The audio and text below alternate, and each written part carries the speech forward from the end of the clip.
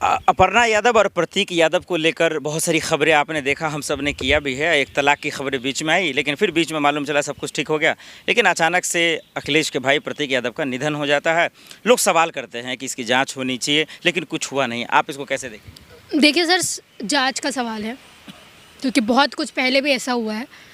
और जब आप पॉलिटिकल पार्टी से ऐसे पब्लिक फिगर रहते हैं ना, तो कोई भी चीज़ प्राइवेट आपकी रहती नहीं है ना। आपकी लाइफ में भी बहुत सारी ऐसी चीज़ें होती है कि अगर आप कोई भी चीज़ में इंगेज हैं तो आपके ऊपर सवाल होते हैं हर चीज़ के लिए। तो प्रतीक यादव की मौत में भी सवाल उठना ये जायज़ है क्योंकि वो पॉलिटिकल फिगर हैं, एक है ना, बड़ी राजनीतिक पार्टी से बिलोंग करने वाले आदमी थे और फैमिली उनकी पूरी पॉलिटिक्स में रही हुई है। अभी तक वी डोंट नो क्या प्रॉब्लम है, क्या हुआ, कुछ निकल के बाहर नहीं आया है। पर जांच का सवाल है, अगर कुछ होता है आगे आना चाहिए, बिल्कुल आना चाहिए, क्योंकि ये मुद्दे ठंडे बस्ते में डालने वाले बिल्कुल भी नहीं। पोस्टमार्टम रिपोर्ट में तो इतना आया कि खून का थक्का था और चोटें लगी हुई थी, किचन में वो पड़े थे और अपर्णा के जो भाई हैं यानी प्रतीक के साले, वो लेकर अस्पताल में गए। 2 घंटे की देरी हुई। उसके बाद से लोग जो है सवाल उठाना शुरू कर दिया। अखिलेश यादव ने कहा कि भाई हम इसकी जाँच करवाएंगे, क्योंकि मुझे नहीं लगता कि ये नेचुरल डेथ है, मुझे लगता है ये हत्या है। देखिए, मैं आपको क्या बोल रही हूँ, पॉलिटिक्स में नथिंग इज़ नेचुरल। कोई भी चीज़ नेचुरल नहीं होती। या तो प्री प्लान्ड होता है किसी को करवाना, या तो कोई पर्सनल बायसनेस, पर्सनल रीजंस की वजह से। अभी मैं इतने लोगों के बीच में, कैमरा के बीच में पूरी तरीके से ये नहीं बोल सकती कि सर मौत करवाई ही गई है, क्योंकि प्रॉपर जांच नहीं हुई है। We even don't know. ठीक है, हम लोग किसी एक पॉलिटिकल पार्टी के ना किसी ने कुछ बोल दिया, उसके बोलने के मुताबिक हम लोग सब कुछ नहीं बोल सकते। पोस्टमार्टम हुआ है, अगर ये चीज़ पता चली है कि निशान है तो उसकी जांच आप करवाइए, क्योंकि अगर आप इतने बड़े घर में रहते हैं, सीसीटीवी होंगे, तमाम चीज़ें होंगी, तमाम लोग होंगे, कुछ ना कुछ पता चलेगा। जैसे उसमें जांच बिटती है तो लोगों को पता चली जाएंगी, और निष्पक्ष जांच होगी तो। 3 बातें हैं उसमें। एक तो अपर्णा से नाराज़गी, जो खुद उन्होंने सोशल मीडिया पे आके कहा कि भाई हम तलाक लेना चाहते हैं, मेरे घर को, परिवार को, सबको बर्बाद तबाह करना चाहती है। फिर वो मैनेज होता है। दूसरा स्वास्थ्य का हवाला, अखिलेश ने खुद कहा कि इसका स्वास्थ्य ठीक नहीं रहता, हालांकि वो जिम ट्रेनर खुद हैं, जिम चलाते भी थे, बिजनेस भी करते थे। 2 बातें। तीसरा ये जो सबसे बड़ा है कि रंगदारी की उनको खबरें आई, मेल किया गया, 4 करोड़ का फिरौती मांगा गया और उन्होंने FIR दर्ज भी कराया। इन तीनों में से कौन से मसले पर शक किया जाए कि एक मौत की वजह हो सकती है? किसी पे भी नहीं किया जा सकता अभी, क्योंकि कुछ भी हो सकता है।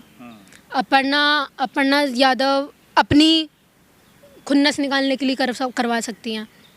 हेल्थ रीजंस हो सकते हैं, जो कोई बहुत बड़ी बात नहीं है। हेल्थ रीजंस की वजह से हमने बड़े बड़े लोगों को मरते हुए देखा है। दूसरी चीज़ फिरौती भी हो सकती है कि अगर आपने फिरौती नहीं दी तो आपको मरवा ही दिया जाता है। जब तक उन्होंने ये भी कहा था कि 4 करोड़ दो, नहीं तो पॉस्को एक्ट में तुम्हें फंसा देंगे।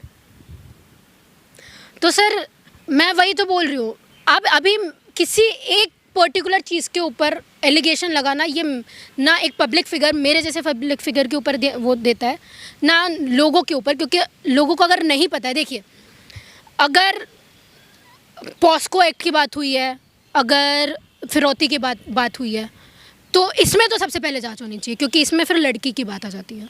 पॉस्को एक्ट नाबालिग लड़कियों के ऊपर लग रहा है ना।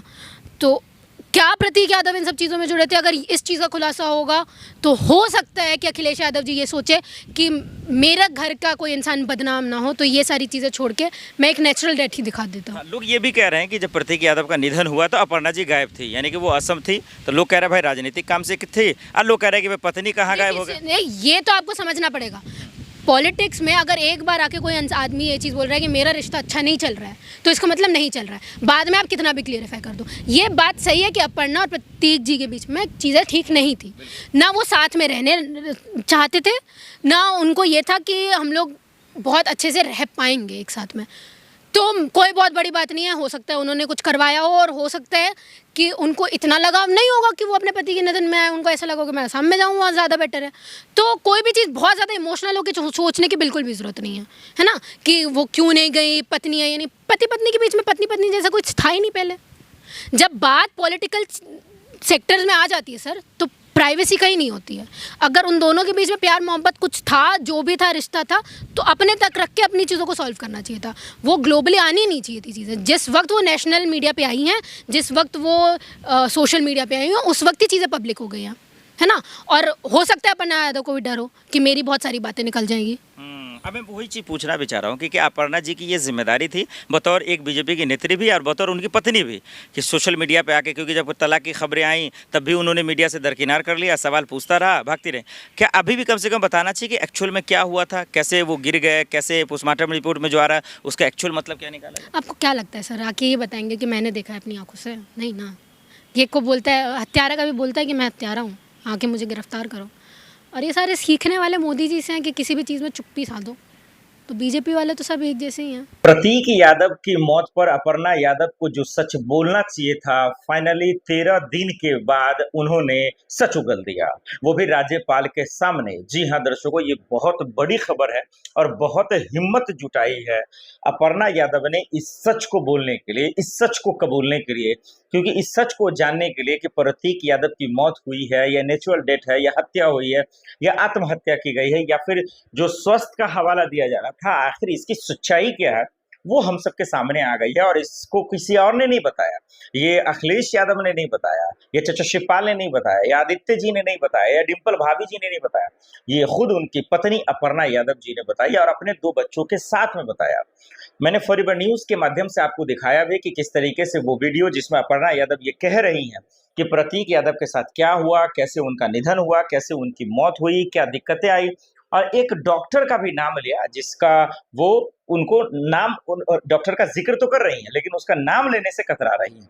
अब उस पर हम खोल के बातचीत करेंगे कि पूरा मामला है क्या, लेकिन जो सबसे बड़ा सवाल है कि दर्शकों 13वीं के दिन हमारा आप जानते हैं प्रतीक यादव की पॉपुलैरिटी, अखिलेश यादव, डिम्पल और अपर्णा यादव के चाहने वाले लोगों की बेचैनी हमारा आप समझते हैं। देखिए अपर्णा यादव जी ने क्या कहा, इसको हालांकि पहले ही कहना चाहिए, लेकिन मैंने पहले भी कहा था कि एक औरत, एक महिला के साथ जो हुआ है उसके दुख को हम और आप सिर्फ बोल सकते हैं, बांट नहीं सकते हैं। उनका शौहर गया, उनके पति का निधन हुआ है, ये बहुत बड़ी बात है। तो उन्होंने ये जरूर कहा कि जब डॉक्टर से बातचीत हो रही थी प्रतीक यादव की, जब वो दिखाने के लिए भी गए थे, तो उन्होंने कहा था कि भर्ती हो जाइए आप, यानी कि 4 से 5 दिन के भर्ती की बातचीत हुई थी। लेकिन प्रतीक यादव अपनी मनमानी करने किया उन्होंने और वो घर आ गए। उन्होंने कहा कि हाँ सब कुछ ठीक है। ये जो ब्लड थक्का की बात आ रही है, वो ब्लड सर्कुलेशन की जो बात आ रही है, तो ये एक साबित होता नजर आया। एक दूसरा तो उन्होंने नहीं मानी। फिर उसके बाद जो है स्वस्थ को लेकर जब वो अस्पताल जाते हैं तो फिर डॉक्टर ये नसीहत देते हैं कि भाई साहब आपको हमारी निगरानी में रहना होगा, लेकिन वो इस बात को नहीं मानते। अब फिर उसके बाद वो चले आते हैं और इसी बीच में ये तमाम खेल हो जाता है। ये बात राज्यपाल महोदय के सामने अपर्णा यादव जी कहते नजर आ रही हैं। क्या इस पर यकीन किया जाए, क्या इस पर विश्वास किया जाए, क्या वाकई में जो वो कह रही है वो सत्य है? अब ये उनका अपना मामला है, उनका पारिवारिक मामला है और एक पत्नी के तौर पर, तो क्या वाकई में डॉक्टर की लापरवाही हुई या फिर प्रतीक यादव ने खुद लापरवाही की? ये तो अब उनके बस में है और उनके ऊपर है कि वो इसको किस तरीके से कहते हैं और किस तरीके से समझते हैं। कि क्या वाकई में जो मौत हुई, जो निधन हुआ, जो भी घटना हुई, इसका जिम्मेदार कोई और नहीं, सिर्फ और सिर्फ प्रतीक यादव ही है। क्या लापरवाही किया उन्होंने? वाकई में उनको जो है इस बात की जिम्मेदारी लेनी चाहिए जो बात पत्नी उनकी अपर्णा जी कह रही। लेकिन जो सोशल मीडिया पे लोग हैं, जो प्रतीक यादव के चाहने वाले लोग हैं, कह रहे हैं कि भाई इसकी जांच होनी चाहिए क्योंकि हम इसको नहीं मानते। ये राजनीतिक मामला है, ये पॉलिटिकल मामला है और इसमें विश्वास उस बात की बात नहीं होती, यकीन की बात नहीं होती। इसमें दरअसल जो है यकीन करने की बात नहीं होती है, इसमें सबूत और पुख्ता जांच और पक्के सबूत की बातचीत होती है, क्योंकि इसमें कौन किसके फायदे के लिए, कौन किसके फायदे के लिए किसको लपेट दे कोई नहीं जानता है। तो ये बहुत बड़ी बात है।